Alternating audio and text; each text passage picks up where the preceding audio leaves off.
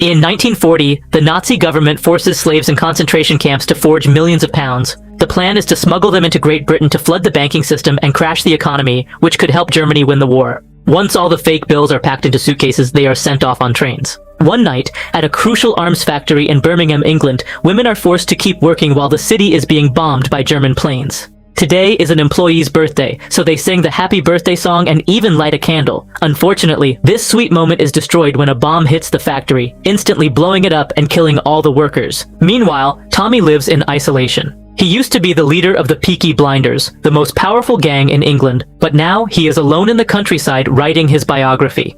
In the morning, his assistant Johnny informs him that their hometown of Birmingham has been bombed, but Tommy does not show any reaction. Johnny also shares that he ran into a woman fleeing the city and recognized her from the old days. She asked if he knew what happened to Tommy, calling him the king of all gypsies. Johnny told her that Tommy has withdrawn from the world to write. When Tommy is working on his book, he hears the phone ringing. When he leaves the table to disconnect it, he sees someone running in his yard. After a moment of tension, he slams the table in frustration. He decides to go for a walk and finds a red scarf hanging on a branch. Later, while writing, he reveals that he has recently been haunted by visions of his dead daughter. However, the scarf is real, and he cannot tell how it got there. Since the presence of the scarf bothers him, he decides to hang it on his brother's grave. In the afternoon, Tommy is visited by his sister Ada, who tells him what happened to the factory. She wants Tommy to come back and help, but he refuses because he has to deal with his mental ghosts. Ada scolds him, saying that he has not seen his sons in years. However, Tommy says he was never a true father. A frustrated Ada still updates him. Her son Charles is on the front line in North Africa, and her other son Duke is the new leader of the Peaky Blinders. Unfortunately, he is getting the gang into big trouble, and Ada is afraid he will be hanged by the law or lynched by the locals. Tommy insists that he has changed since his brother's death, so he cannot go back. In Birmingham, firefighters and police are taking care of the destroyed factory. Just then, the Peaky Blinders arrive and the police know they cannot do anything to stop them. The gang tears down the front door and starts stealing any weapons that were not destroyed by the explosion. The owner immediately protests, so Duke informs him that they have permission from the chief inspector of the Birmingham police and gives him some money. Since the owner keeps complaining to the officers, Duke's right-hand man, Elijah, announces that anyone who tries to stop them will be identified and their families will be beaten. The factory owner says he is not afraid of them, so Duke steps forward to strike him down. His employees immediately react, so the Peaky Blinders beat them as well, easily winning the fight. Once the civilians stop interfering, the gang finishes taking all the weapons they can find. A few moments later, Ada returns to Birmingham and picks up her son Carl before heading to the factory.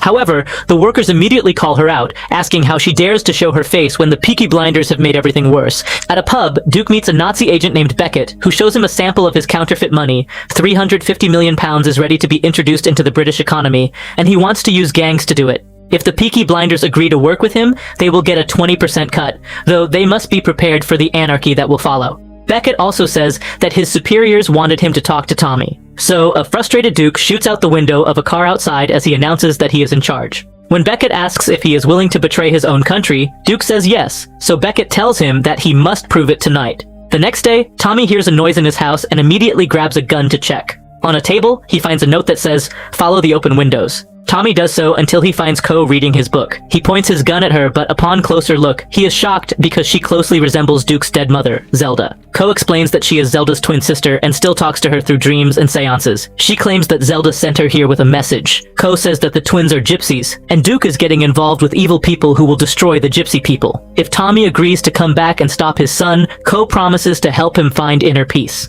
Suddenly, Johnny bursts into the room with a gun because he thinks there is an intruder, but Tommy startles him by saying that Ko is their guest. Alone, Johnny tells Tommy that Ko takes advantage of grieving mothers by claiming to contact the spirits of sons lost in war. He is worried that she is manipulating Tommy as well, but Tommy ignores him. In the afternoon, Duke checks on his pigs and puts some things away in his stockroom. Just then, Ada comes to him, calling him out for the factory raid and asks about the pigs. Duke claims that a slaughterhouse was attacked, so he is taking care of them temporarily, but Ada does not believe his story. Then Duke reveals that he is selling medicine, and Ada remembers that the hospital was robbed of its supply. She threatens to report him. However, Duke says that no one can stop him. After this, Ada goes to meet a friend who used to work for Tommy. She tells him what Duke is doing, and mentions that she is thinking of going to the military police. Ada asks for his testimony and support, but he refuses to help her. He says that going against Duke will only get them into trouble, and he believes the only person who can stop him is Tommy. Meanwhile, Tommy goes down to his wine cellar and accidentally drops a bottle when he hears hears a noise. He has a vision of his days in the frontline tunnels during the war, which confirms that he suffers from severe PTSD. In his book, he writes, "He brought the war home so that he could sleep. He needs to smoke." Later, Ko startles him awake, bringing him the scarf and asking about his brother. Tommy refuses to talk about it, but Ko keeps pushing, claiming that she is really Zelda using her sister's body. When Tommy does not believe her, she says that the scarf was left by his daughter and that she spoke to his brother, quoting what Tommy said at the grave as proof. Now intrigued, he wants to know more, but she will only share more if he agrees to help Duke. Tommy says he is no longer that man, so she offers to help bring his old self back. Then they begin to get intimate while she talks about their old secret spot, as further proof that she is Zelda. When they finish, Ko tells Tommy that his brother does not blame him for his death and that everyone believes he self-deleted. Tommy tries to shut her up, revealing that his brother stole his car, so Tommy went after him. Overwhelmed by guilt, Tommy admits what happened. The night was foggy, and his brother had smoked too much, so he thought Tommy was the devil. During the struggle, Tommy accidentally killed him. Ko comforts him, saying that Tommy needs to let go. He could not save his daughter or his brother, but he can still save his son. In the evening, Birmingham is bombed again. People run to the shelters, and Ada takes the chance to speak to all the locals at the same time. She wants to stop Duke, but she would need their testimonies to go to the military police.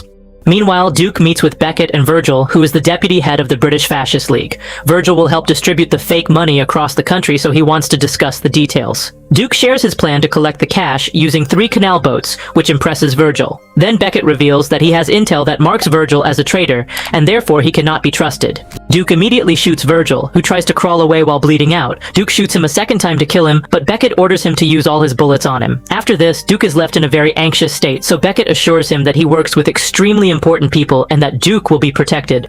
Beckett says that soon Duke will have to take the boats to Liverpool and collect the money. But for now, Duke has to get rid of the body. After Beckett leaves, Duke breaks a bottle in frustration. Then he feeds the body to the pigs. In Liverpool, the ships carrying suitcases full of money finally arrive. The next morning, Tommy finds himself alone in bed with the scarf. After putting it back on his brother's grave, he finally decides to act. He puts on his old clothes and gets his car, announcing that he is going to Birmingham. A very worried Johnny thinks this is crazy and volunteers to go with him. Meanwhile, Duke wakes up after spending the night with a woman. He realizes he still has Virgil's clothes, so he burns them. Just then, Beckett comes to him and tells him what Ada did in the shelter. He wants Duke to kill her before she goes to the military police. Beckett also says that Ada is ashamed of her son, but he would feel very proud if Duke were his child. After this, Duke follows Ada and Carl through the town and hides in a phone booth where he can take the perfect shot. However, his feelings for his family do not allow him to do it, so he breaks the phone in fury. He continues following her and sees a car pull up next to her. When Beckett gets out, Duke shouts to warn her. Unfortunately, it is too late. Beckett shoots her several times, killing her, and steals the bag containing the testimonies. Before leaving, he tells Duke that he did not make him proud. Carl breaks down, and Duke can only watch, feeling helpless. On the road, Tommy stops his car and gets out to see Ada's ghost, which lets him know that she is dead.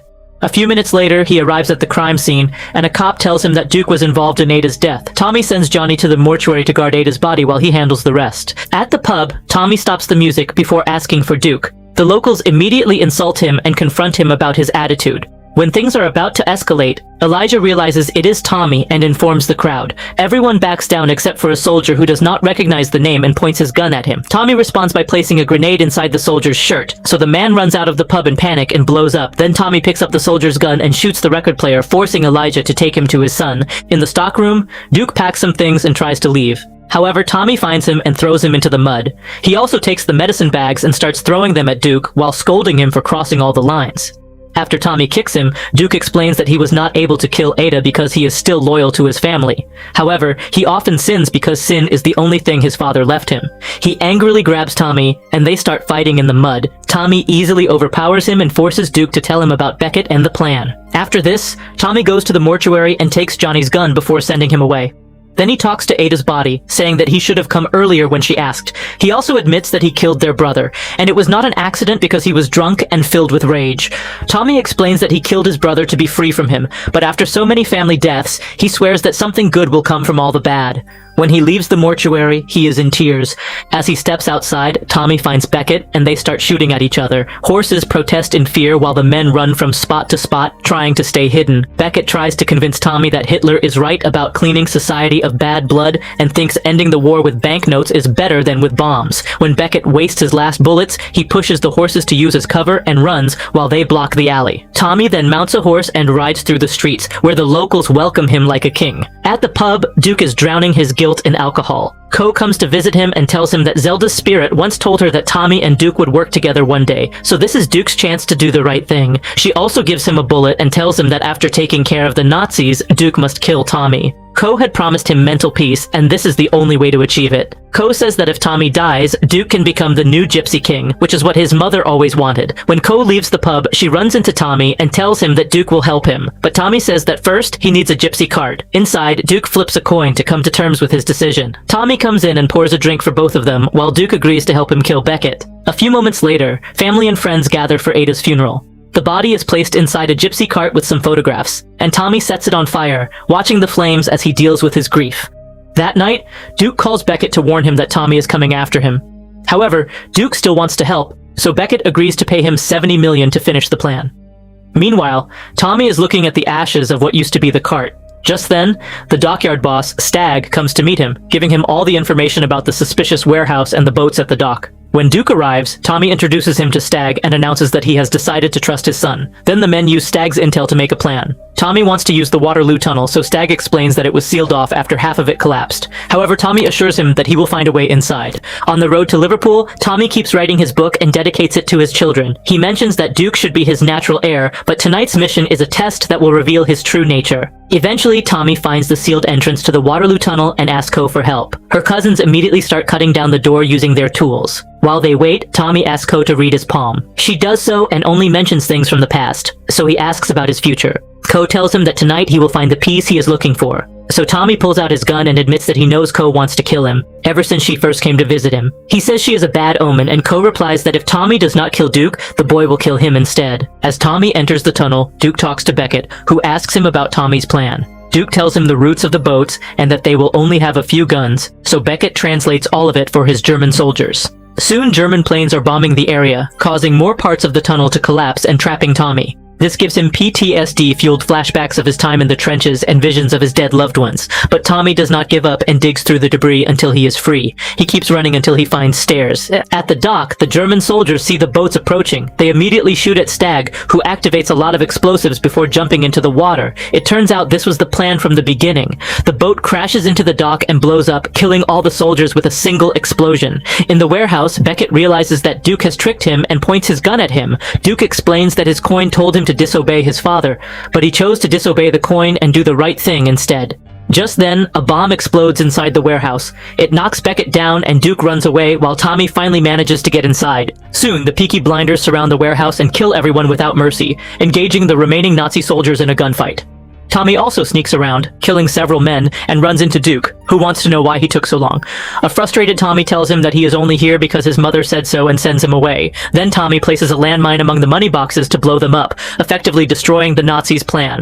Seeing all of this, Beckett gets into his car and starts driving toward Tommy, who pulls out his gun and waits for him. Beckett shoots him twice in the stomach before Tommy shoots him in the head. The car keeps going and Tommy opens his arms to wait for the end, but Duke grabs him and the car crashes into the wall instead. As Tommy falls and the gang surrounds them, Tommy hands Duke a gun and tells him to end it. At first Duke refuses, but Tommy insists, so Duke pulls the trigger. The Peaky Blinders say goodbye to their boss, and Duke cries as Tommy dies reciting a poem. The gang calls Duke the new Gypsy King, so Duke tells them to burn any fake money that might survive. Sometime later, Ko collects Tommy's book and gives it to Duke. The gang gathers around a cart containing Tommy's body, some photographs, and the last of the fake bills.